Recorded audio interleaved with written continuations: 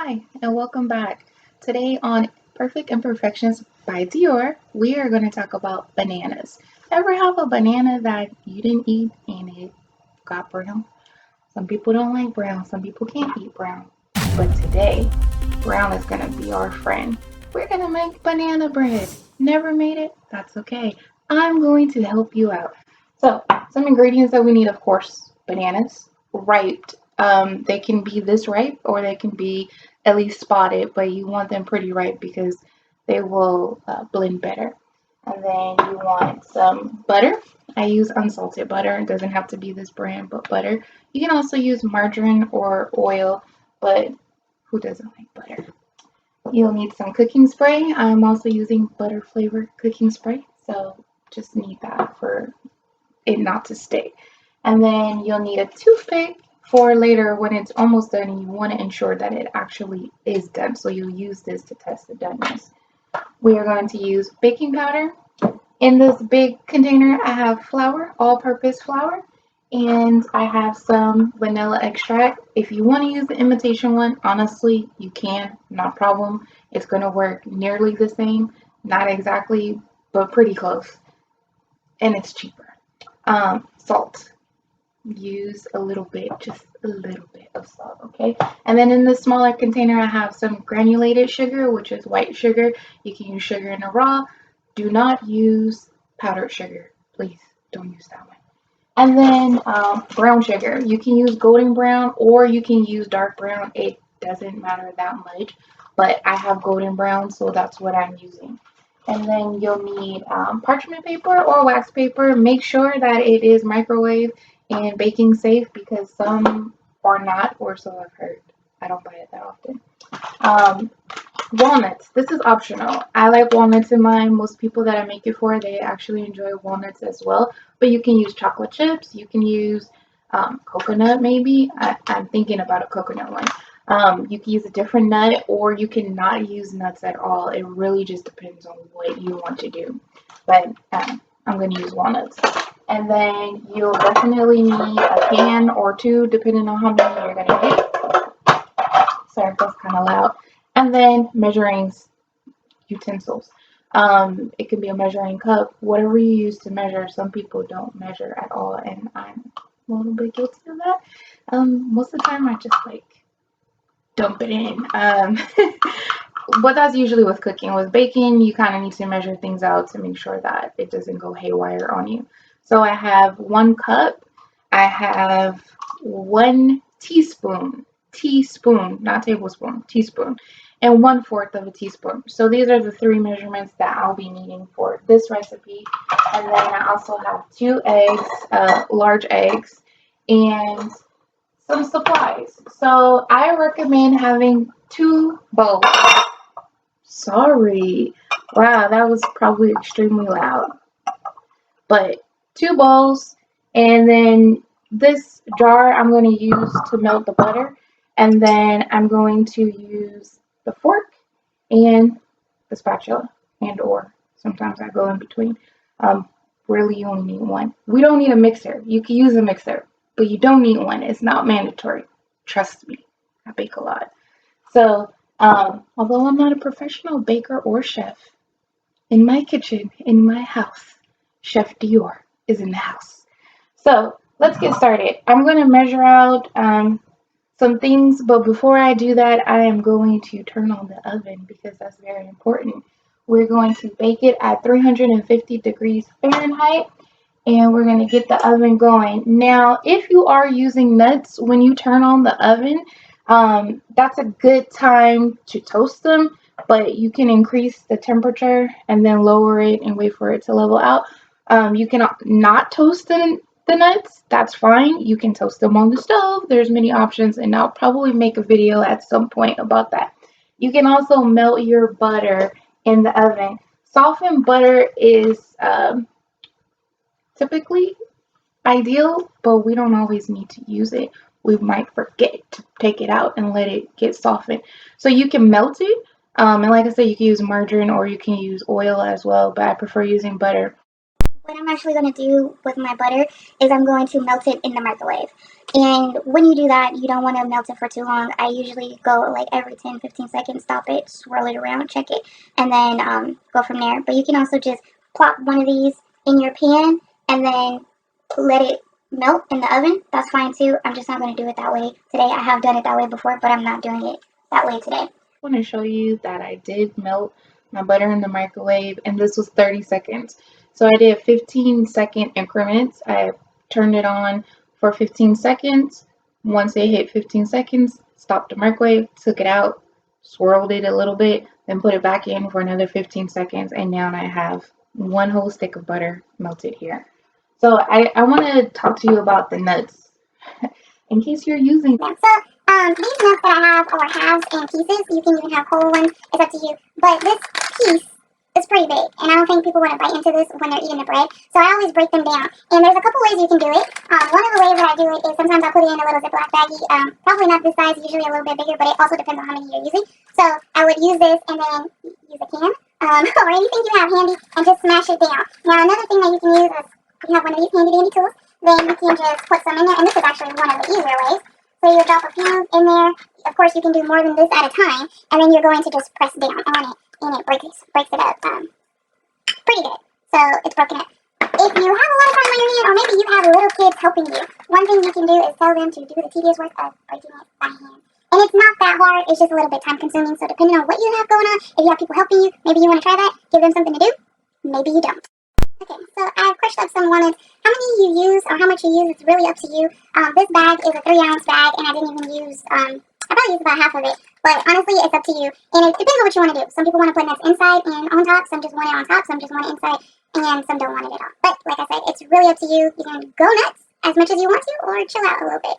So my oven is already at 350 degrees. I'm going to put this in the oven. I didn't spray it with anything. I'm using the pan that I'm going to be baking my bread in. So I'm cutting down on dishes because everyone wants to cut down on dishes, right? Alright, so we'll put this in the oven. Just be careful, it is hot.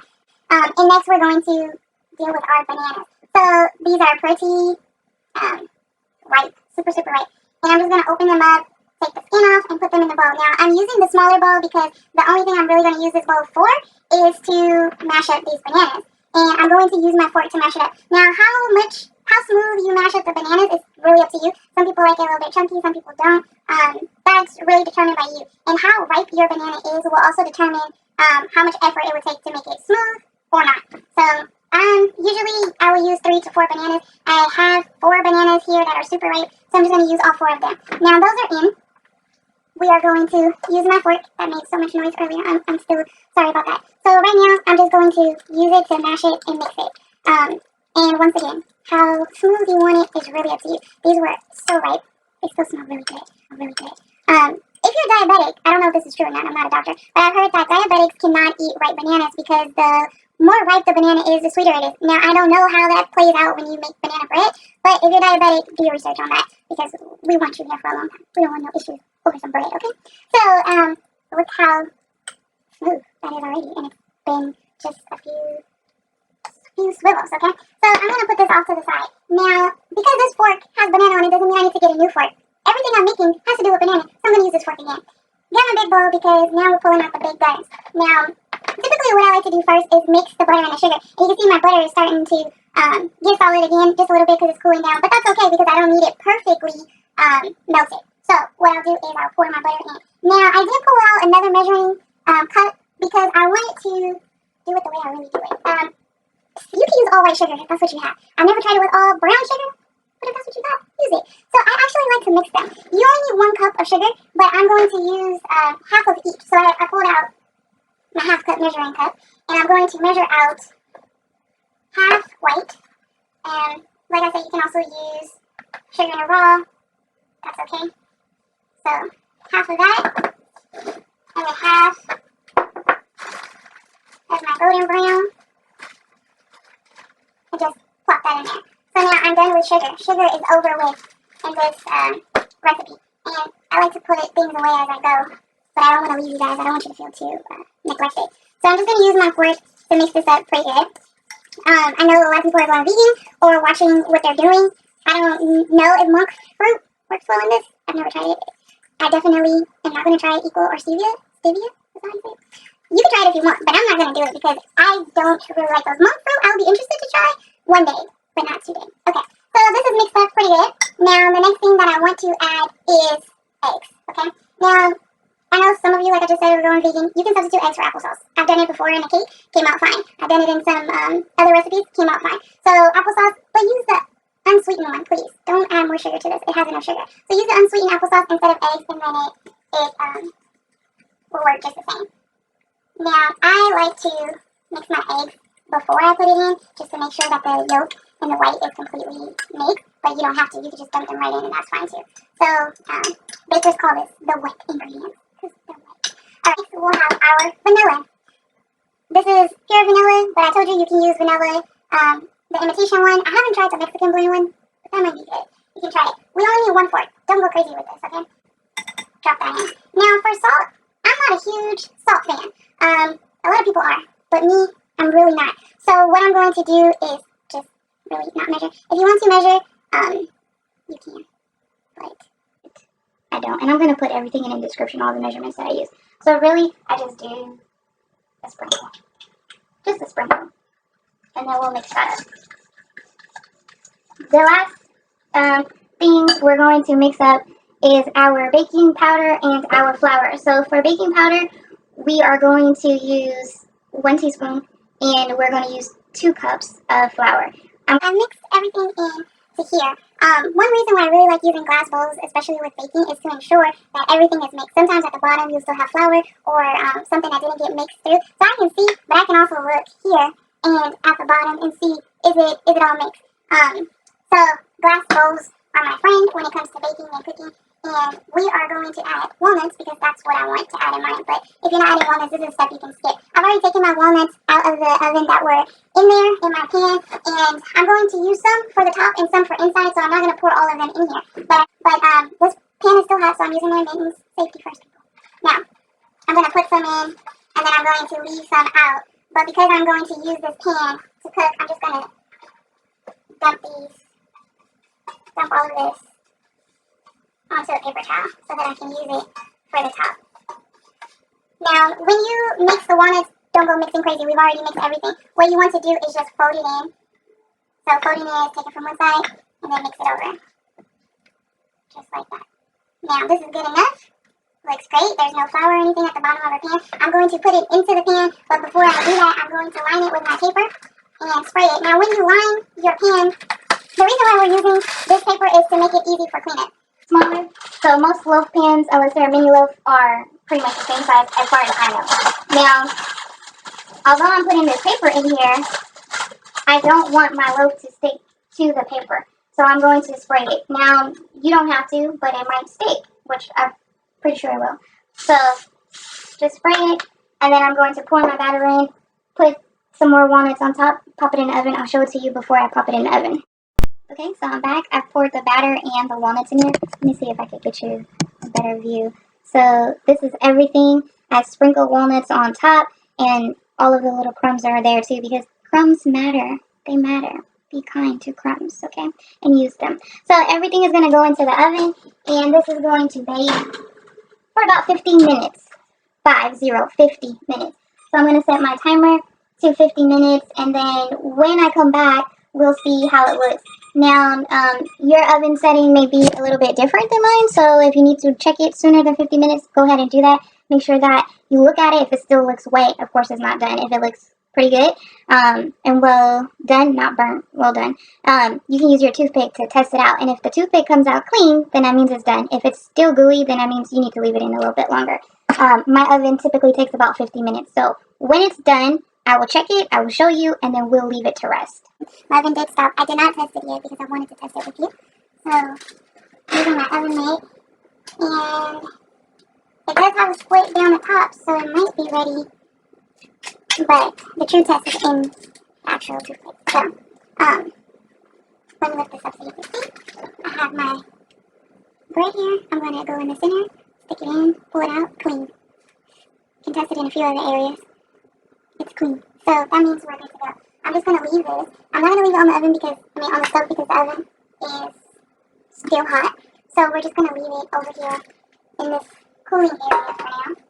If you have a cooling rack, you can use the cooling rack. If you don't, you can just leave it on your counter like I'm doing to just cool. So we have it sitting here, and make sure that you put something underneath. So I have my heat resistant pads there so that my counter doesn't get burnt. Now this one we're gonna let it cool for 10 minutes, and then we're gonna come back, take it out, and let it cool for another 10 minutes. Or you can just let it cool overnight. It really depends on when you plan to eat it and what you want to do. It does taste pretty awesome when it's still warm, and maybe you want to add a little butter, maybe you don't. But it does taste good warm.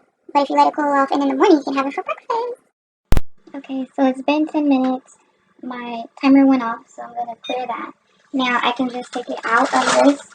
All I need to do is pull up the edges.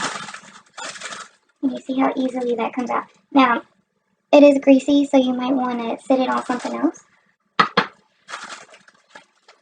And then you can see how beautiful it looks. Now, because I sprayed it with the spray, this peels off super easy. And then cleanup is fairly easy. Like I said, it's greasy from the butter and everything, but it's fine. I'm not going to eat this tonight. But thank you guys for spending this time with me. I really appreciate it. And like I said, I have so many more videos to come covering a lot of different content. But I would encourage you to like the video because I'm sure you did like it. Share it with other people who could find this useful or who may just like my channel. And then also subscribe so that you always know when I post a new video. So click, share, click like, share, and subscribe. I look forward to seeing you again. Until next time, good night.